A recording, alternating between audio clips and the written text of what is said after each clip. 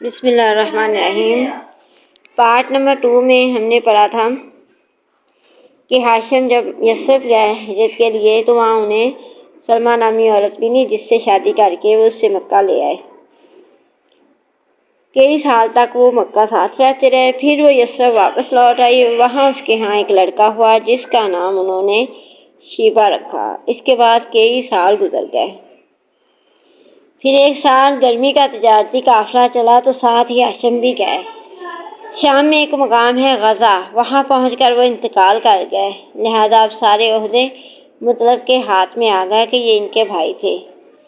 شیبہ مطلب کے بھتیجے تھے۔ یہ یثرب میں ماں کے پاس ہی رہ رہے تھے۔ اب مطلب کو ان کی فکر ہوئی اور انہوں نے طے کیا کہ بھتیجے کو مکہ میں لائیں کہ یہی ان کا دھیال تھا، یہی باپ کا پورا خاندان تھا۔ چنانچہ مطلب اس غرض سے یثرب گئے۔ بھابی سلمہ سے ملاقات ہوئی تو بولے، میرا بھتیجا بڑا ہو چکا ہے، ہاتھ پیر مضبوط ہو چکے ہیں، لہٰذا میں چاہتا ہوں کہ اب اسے اپنے یہاں لے جاؤں۔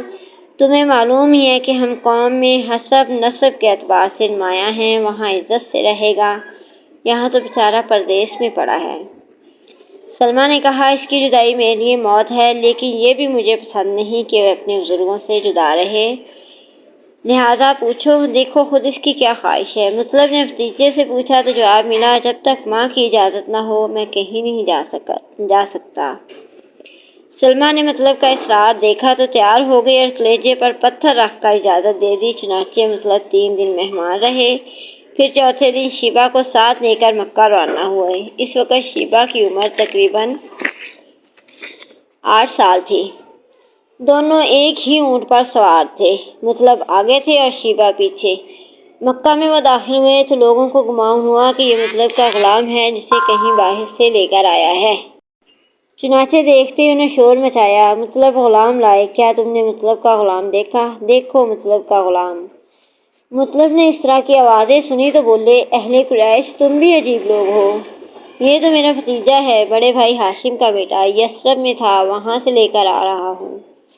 لیکن یہ نیا نام جو بے ساختہ زبانوں پہ آ گیا تھا اصل نام پر غالب آ گیا۔ ماں نے ان کا نام شیبہ رکھا تھا اور وہ اسی نام سے مشہور تھے، لیکن اب اصل نام کسی کو یاد تک نہ رہا اور اسی وقت سے وہ عبد المطلب یعنی غلام مطلب ہو گئے۔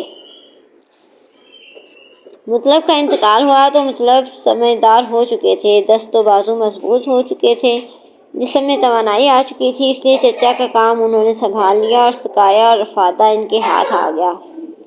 آبادی میں کنویں تو تھے نہیں، جو کچھ تھے مکہ کے اطراف میں تھے، وہ بھی ادھر ادھر منتشر۔ حاجیوں کے لیے پانی وہیں سے لایا جاتا اور کعبے کے پاس کچھ حوض ہوتے، ان میں بھرا جاتا۔ حوضوں کو مستقل بھرتے رہنا، پھر آئے دن کی صفائی کرنا ایک مسئلہ تھا، اس میں بڑی پریشانی ہوتی اور طرح طرح کی زحمتوں کا سامنا ہوتا۔ چنانچہ عبد المطلب بہت فکر مند ہوئے۔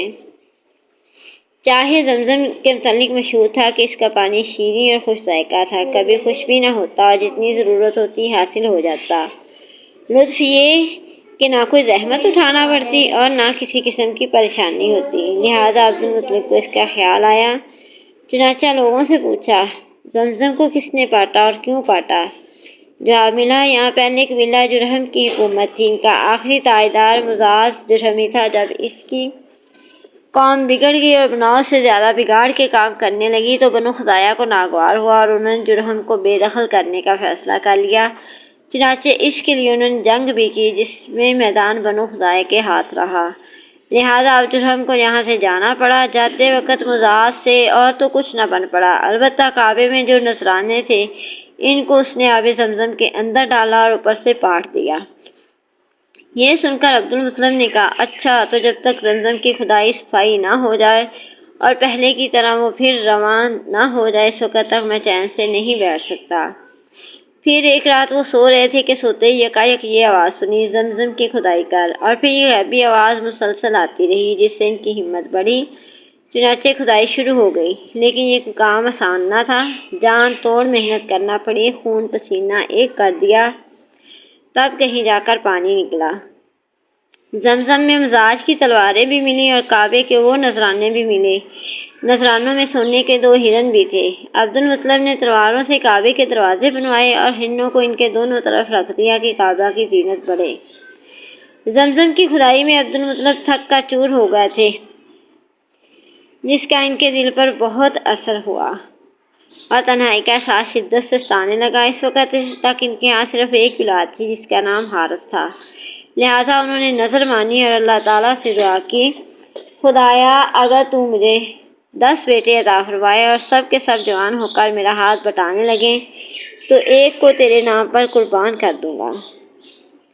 عبد المطلب کی یہ آرزو پوری ہوئی۔ اللہ نے ان کو 10 بیٹے دیے، سب پلے بڑے جوان ہوئے اور ان کا ہاتھ بڑھانے لگے۔